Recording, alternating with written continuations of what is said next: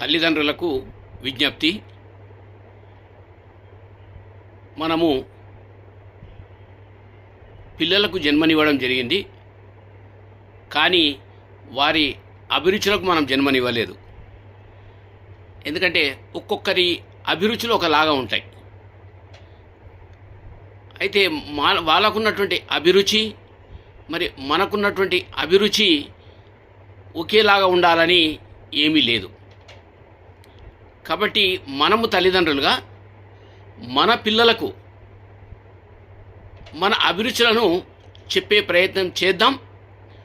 అదేవిధంగా ఏ స్థాయి వరకైతే మనం ప్రయత్నం చేయాలనో ఆ స్థాయి వరకు మరి మన అభిరుచులను పంచుతూ వారు ఈ స్థాయిలో ఉండాలి అని మనం కోరుకుందాం. అది చదువులో కావచ్చు, అంటే ఎవరికి ఏ దాంట్లో నైపుణ్యం ఉంటుందో ఆ నైపుణ్యాన్ని ముఖ్యంగా గుర్తించడం అది మన బాధ్యత, తల్లిదండ్రులుగా మన బాధ్యత. కాబట్టి వాళ్ళ అభిరుచులను, ఎలాంటి అభిరుచులు ఉన్నాయి వాళ్ళకు, ఆ అభిరుచులకు తగినటువంటి ఒక ప్రోత్సాహం మనం అందివ్వాలి.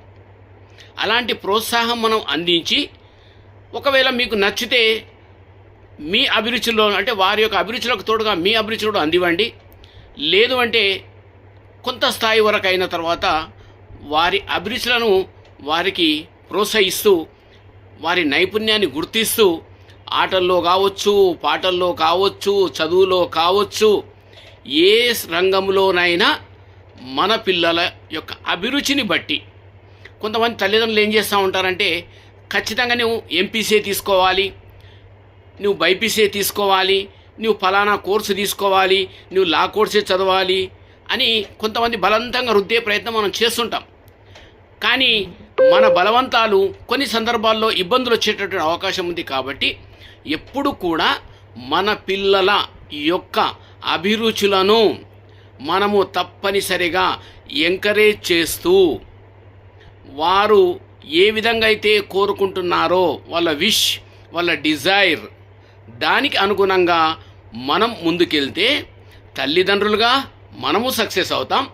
అదేవిధంగా మీ పిల్లలుగా అంటే అది విద్యార్థులు కావచ్చు, మీ పిల్లలుగా వాళ్ళు కూడా సక్సెస్ అయ్యేటటువంటి జీవితంలో ఒక అవకాశం వాళ్ళకు లభించిన వాళ్ళం అవుతాం. కాబట్టి ఎప్పుడు కూడా మనం ఐజే తల్లిదండ్రులుగా ఎక్కడ మనము ఎలాంటి ఫోర్స్ లేకుండా ఆ యొక్క పిల్లల్ని మనము ఎంకరేజ్ చేస్తూ ముందుకెళ్ళాలని చెప్పి మీ అందరినీ కోరుతా ఉన్నాను. Thank you.